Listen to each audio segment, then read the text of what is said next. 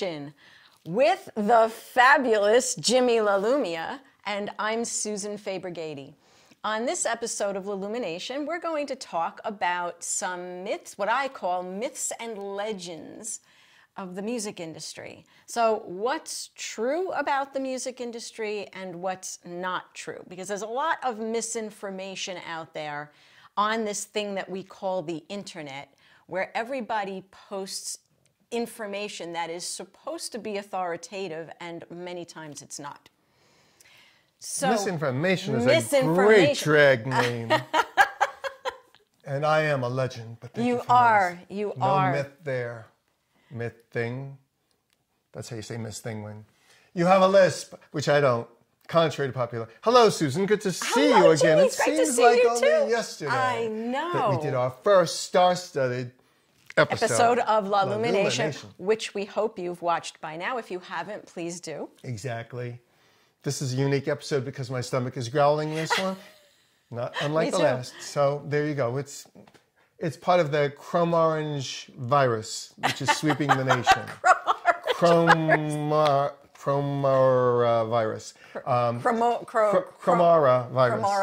Chromora virus. What you said. That's a good drag name too. So anyway, tell us about these myths and legends, madam. Okay, well, let's... Give me for an example. Okay, for instance, Mark is my partner in ChromeOrange and also my husband. We met a musician recently that really wants to be signed to ChromeOrange and believes that he's ready to be signed because he has made a few records with a producer that is located where he is in another part of the country, not here in New York. Right. And he has, a few hundred followers on Facebook and Twitter and Instagram, and he works very hard at making his music, and that's important. You need to work very hard at your craft. But summing that all up and throw in there the lavish amounts of auto-tune all over his vocals, and somehow or another, he thinks that there is something there for us. And so the first thing I personally want to point out to our audience is if working hard were the only criteria for getting signed, everybody would get signed. And having a few hundred followers across social media and you post maybe once a week, if that were a criterion, everybody would get signed.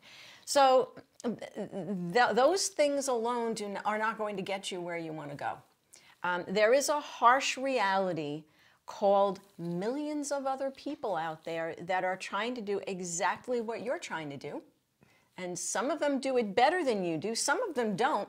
But some of them understand that there really is a formula to success. It's not all about, I've worked very hard and therefore I believe that I am deserving of a major label record deal. That's just not the way it works. So let's talk about the way it does work. Yes, please do, because I'm still trying to figure it out 90 years later. Working hard is in the eyes of the beholder. Everybody, well, I won't say everybody works hard. I know many people who don't work hard and think they're entitled anyway.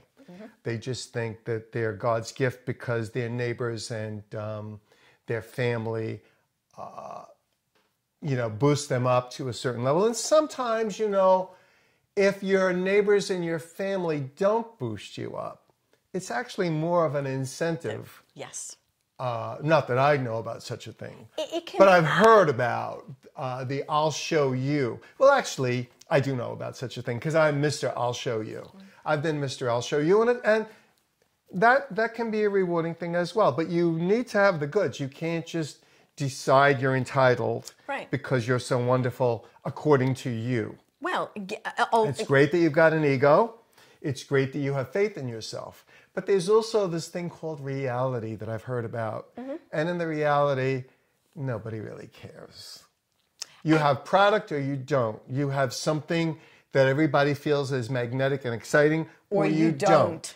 And if you don't, join the conga line of everybody who's wonderful and entitled and what have you. And there is a danger in surrounding yourself with family and friends who every day of your life go, yay, you're so the best, great. You're so good, well, you should have a record deal. A little of that would be nice. But too much lulls you into a false sense of confidence. Exactly. It's called the yes man syndrome. You do not want people... You're such a good boy. Right. You don't want everybody around you telling you you're the best at something, because the harsh reality is that there are people out there that are better at this than you are.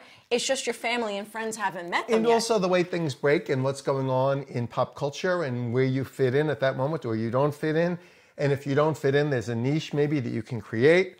But those are all things that you need to be aware of. And if you're not aware of the overall picture and you just have this comic book version of what you think it's all about because you saw an ABC TV movie of the week where little Johnny becomes a star, those are movies of the week. There's no easy, even American Idol, which unfortunately we have an entire generation now who think that the music business is American Idol. You go and with the Glee Club. And The Voice. And The Voice and all these various other shows where you go on and the judges judge you. And even the judges' judgments, you wonder sometimes, what is it based on? Is it really, is it sometimes vindictive? Is there sometimes an ulterior motive? Because it's all arbitrary. And many of the people that the judges didn't have win, that they didn't, I believe Adam Lambert did not win Idol. No, he did not. And yet he's the lead singer of Queen and he's known worldwide. Jennifer Hudson, I believe, did not win. Fantasia won, I think, that year. And yet Jennifer Hudson is in Dreamgirls and the unfortunate movie version of Cats and an Aretha Franklin biography that's coming up. Movie. And she's, have you seen the movie version? Of course not. Absolutely not. Okay. No. Have you? No. Do you plan to? No, but I was wondering why you thought it was unfortunate. Because of the reviews and the box office. Reviews don't mean everything. Right. And box office doesn't mean everything. But when the reviews match the box office, I have 2 words, actually 3. Showtime or HBO. Okay. Which is what I do with a film that I have no intention of going into a theater, and especially at this moment in time when going into a theater means I'd be wearing a mask and an iron lung. With coronavirus around, Absolutely. But I'm going to be brave when Black Widow comes out because I am a huge Marvel fan, which is a big vestige of pop culture. I'm going to be brave and wear one of those space outfits and go in and see Black Widow and probably get arrested when I walk in the theater. But you'll bail me out for the next episode. Of course. But of course. Yeah, I really never go by just sales. Yeah, I don't either. Or reviews. Because I'm a reviewer. Don't trust them. No, I mean you can, but reviews are like... there are some good reviewers, but... Reviews are like assholes. They're opinions. And everybody's got one. That's true. And that's true. We always have to get in at least one minor obscenity in each episode. We did last time. So. Yes, and that's another point I want to make about the music industry to our viewers who are out there trying to shop a deal for themselves. Much in the same way, you don't necessarily want to always hear from your inner circle that everything you do is wonderful. You also don't want to, put too much stock in something that someone in the industry says. You have to always measure their words to you in terms of what's their motivation, and who is this person? What's their credibility? I worked with a singer way back in the day, like 35 years ago. Oh, that's before my time. Yeah, I know, really. It was before my time too, but somehow or another I remember it. Good girl. She had a meeting with someone in a large music publishing company who told her that her music sounded like something that belonged on Love Boat. In other words, it was very kind of loungy sounding, and that was not at all what she was going for. Mass appeal also, right. Yeah. So she went back in the studio, and she went back to the drawing board with the writing, went back in the studio, and came out with this record that just really rocked the planet. And everybody's jaws dropped, around her when they heard it, because they were not expecting to hear something like that from her. It was so the opposite of what she had done before. And she went back to the individual who made the comment about Love Boat, and he was not making that comment anymore. So sometimes when people tell you things, it's because they're really trying to give you direction, and they come from a place of legitimacy and experience. Right. And so they're giving you the benefit of that. Right. Sometimes people just don't know what they're listening to. And their opinion may not be reflective of what the public taste is going to be. Right, exactly. Another thing that's interesting is a lot of people in the industry, whether they're in publishing, whether they're at a label, whether they're at radio, may give you an opinion. And everybody has an opinion, as I said previously, that everybody's got one. But will they still be there 6 months from now? Right, exactly. Especially these days. A person in publishing can say, this is wonderful, and 6 months from now, they are filling shopping bags at ShopRite. Right. So you can't really, you take the feedback and you pursue what you feel you have to offer. Right. Because otherwise you get pulled in a million different directions every time somebody says something. Right. And talk is cheap. It is. That's why I can afford to talk so much. It's opinions, like I said, are simply that.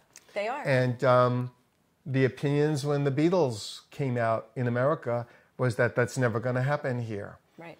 And in my early Bowie days as an early Bowie boy and working avidly, he's never going to, look at him. That's never going to, and he's now one of the most iconic figures in America as a music. But he didn't start out as that iconic figure with that image. Am I correct? No, but now that image is worshipped and adored. Right. Space Oddity, which had to struggle with a little help from our pal Cherry Vanilla to get on the air, is now used in TV commercials. Right. And Rebel Rebel is a common But before factor. that... So it's not that the product was bad. The perception at the time, which reflected in that case homophobia, because as a DJ said to Vanilla during Space Oddity, I can't play the records by that man for the kids that listen to my show. He's a homosexual. Wow. And according to the story that I had heard, Cherry said to the DJ, well, if you don't play the record, your wife's going to find out that you're not a homosexual. But that, Cherry has now disavowed that story, so I'd never repeat it except for the fact that I just did. You just did. Yeah, exactly.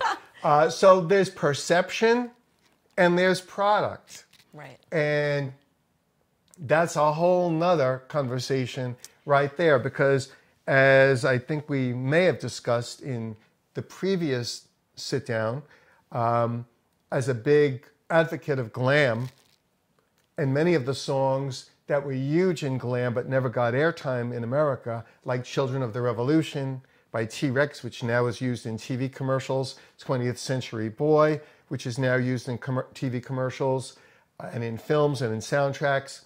The perception of the artists, because of the way they presented themselves as this kind of semi-drag thing, even though they were all straight and had wives and kids, was enough to sink the ship back then, because there was no balance. We now have balance. It's something called the internet. Right. We later got balance. There was something called MTV. Prior to that, and people who refer to the old ways of the old industry, if radio said no, that was it. That was it. There was no, or maybe Ed Sullivan might put you on the air as he did with the Beatles, which if he didn't, would they have been as big as they were? In all honesty, I don't think they would be.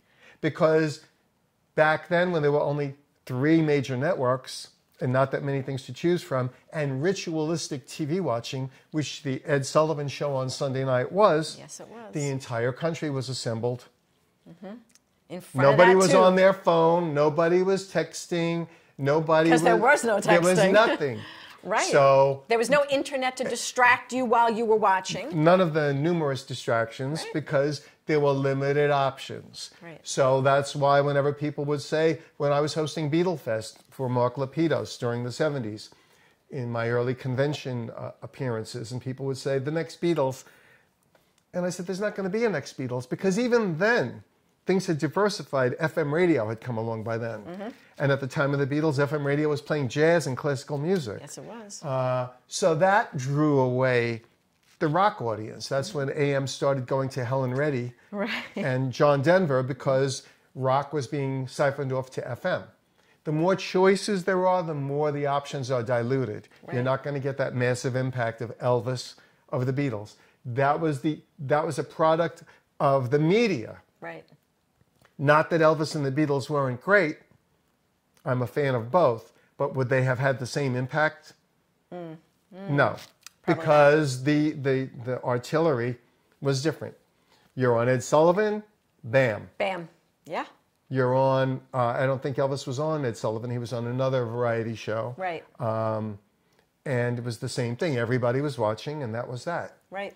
Those facilities are gone now. Right. Everything, there's too many choices, too many options. It's true. So you have to follow your instinct, be as strong about it as possible, find music industry people that can guide you. Right. And are offering you good information. Good advice. And good advice. And pray.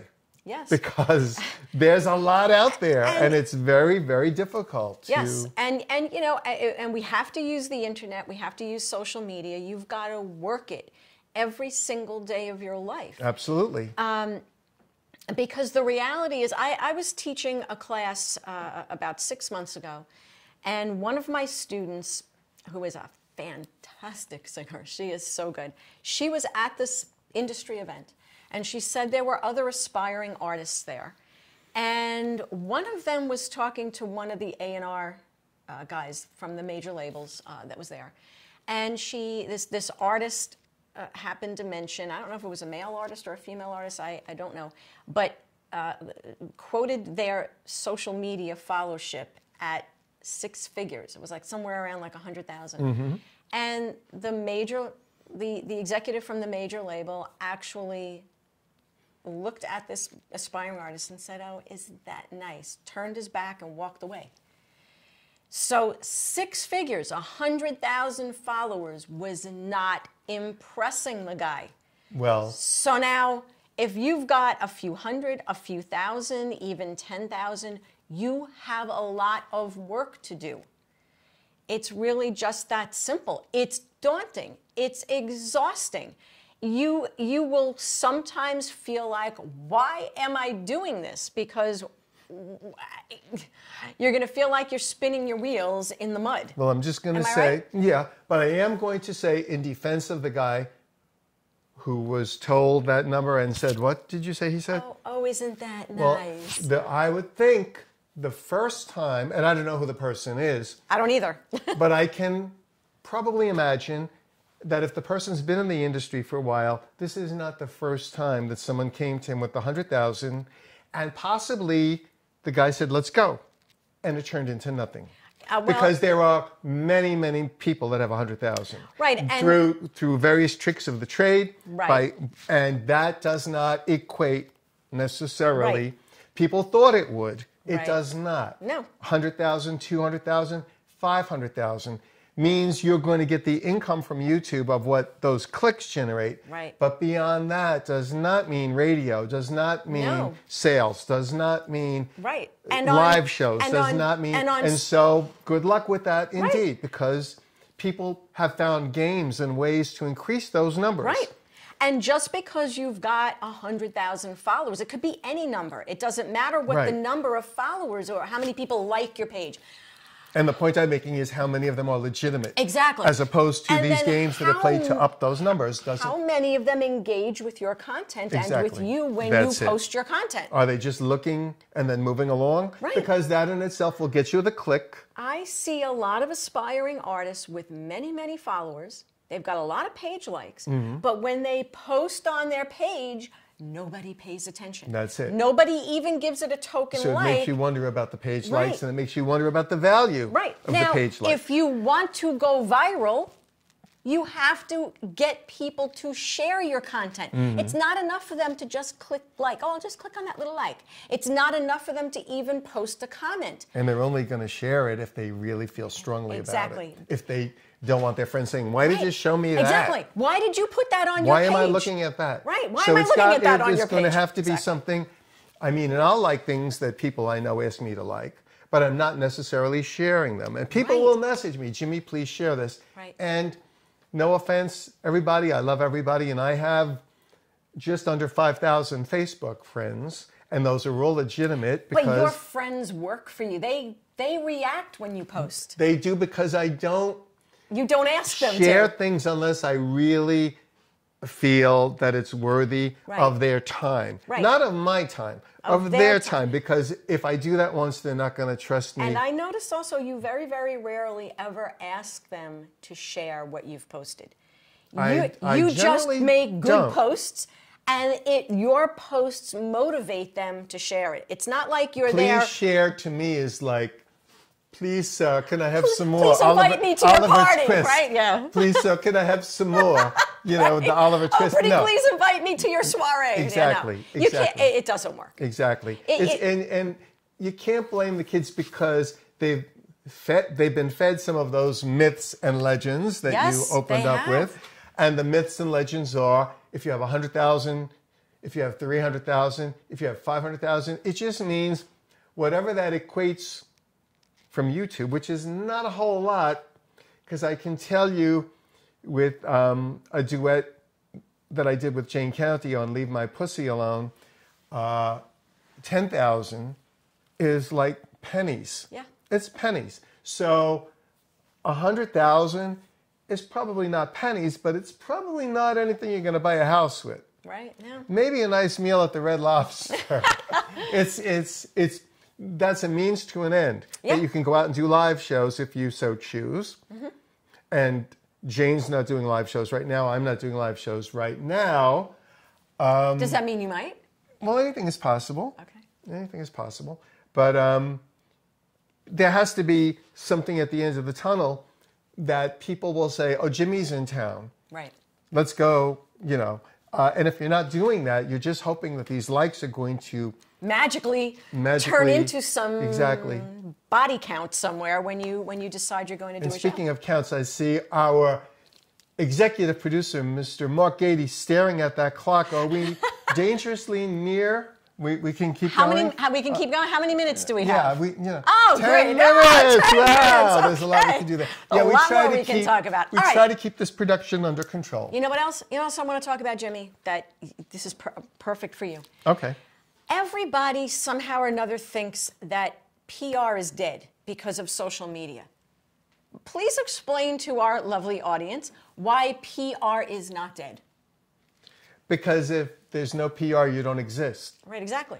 I have not sold a tremendous amount of records. In fact, the Death to Disco single, which for some various reasons, various publications, when they wrote about it, said we sold 10,000 copies, we sold 20,000 copies, we sold 50,000 copies. We did not. We sold thousands of records, but not quite that many because we didn't press that many. Why does a tremendous amount of people know who Jimi LaLumia is on the underground? Why is Jimi LaLumia in books and DVDs and films and interviews? Because of PR. I am the living personification of PR with never having had a budget, never having had backers, never having anyone but myself doing it. Right. By existing and not changing my last name as I was told to do many, many times, that LaLumia is unpronounceable and it's not something they're going to want to say on the radio. And I said, well, I'll just take my chances because I want all those creeps that I went to school with to cringe. There you and go. You know what? When Death to Disco came out, they did. and I was on TV with Don Imus, and a Newsday and Rolling Stone and the Daily News. Some of them cringed, and others that were supporters came in and congratulated me at Sam Goody's when I was working there. Tony D'Alessandro, if you're out there, came in. A kid came in and bought the Death to Disco single. Said, "My uncle went to school with you." Okay. And I haven't seen or heard him in decades. I hope he's still good. But Tony came in, shook my hand, and said, "I always knew it was going to be you. I always knew it was going to be you." And you see, public relations, you do not exist if you do not exist as a press character, if you do not get press attention. And press is not magazines and newspapers anymore. It's social media done the right way. Blogs, so that you are the event. Right. That you are the event, and that you always have an event attached to you, whether it's Death to Disco, whether it's 96 Tears with ChromeOrange, whether it's Leave My Pussy Alone with Jane County, and you sell the product through PR because of the uniqueness of the product, and hopefully that the finished product is a great sounding thing that people will go, I actually like that. He's crazy.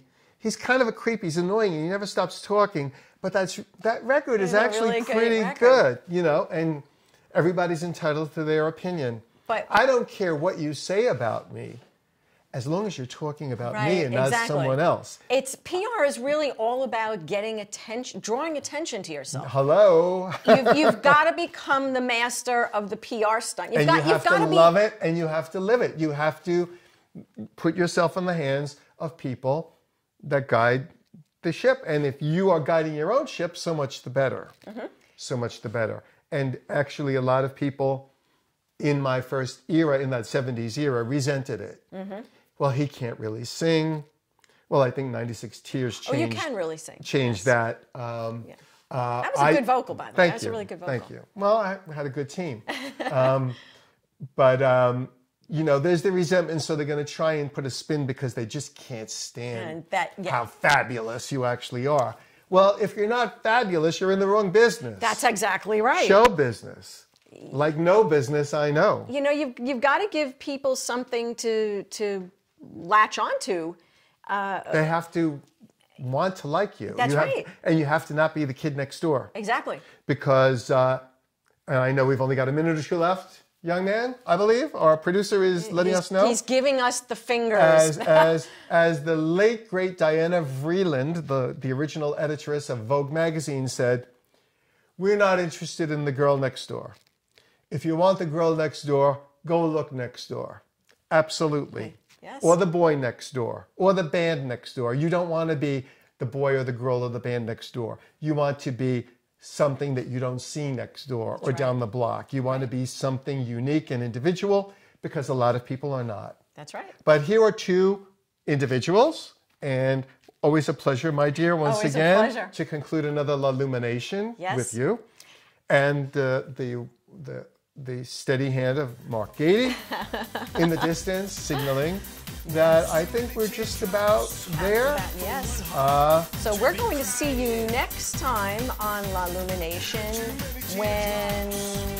Who knows? Who knows what we're going to talk about? Anything that concerns the music industry and how one enters, and if one is in, how one stays there, and what it entails, and what the state of the industry is, and where it's going, and who's going there, we'll be talking about every single time right here through ChromeOrange Music Media. Yes. And don't forget to follow us on social media. Exactly. And we'll see you next time. Have a good one. 96 Tears. 96 Tears. 96 Tears all night long. And I think that's the end of this song.